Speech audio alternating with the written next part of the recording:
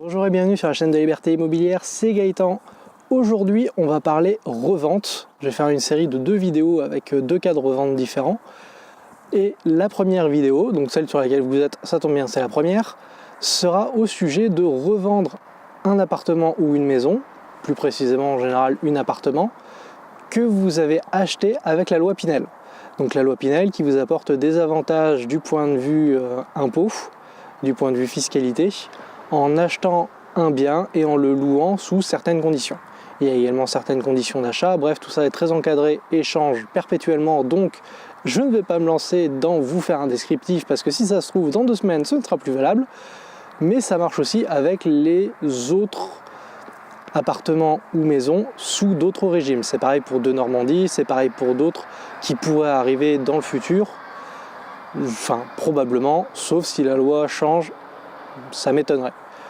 Donc, quand vous achetez un appartement, disons avec la loi Pinel, vous pouvez très bien le revendre quand vous voulez. Cependant, on va faire un parallèle, c'est comme si vous achetiez en fait un téléphone avec un forfait téléphonique chez un opérateur.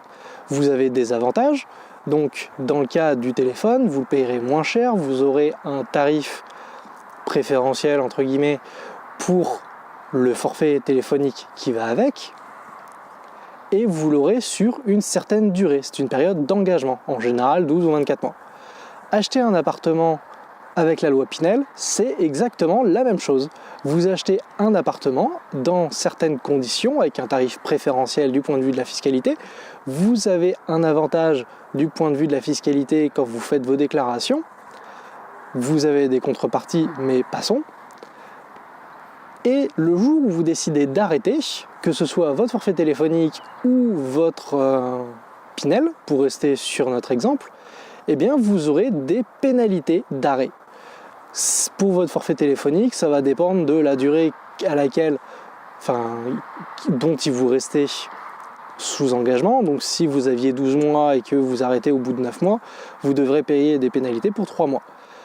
Pour le Pinel, toujours sur cet exemple-là, c'est un peu différent. Si vous arrêtez, vous devez rembourser tous les avantages que vous avez eus depuis que vous l'avez acheté.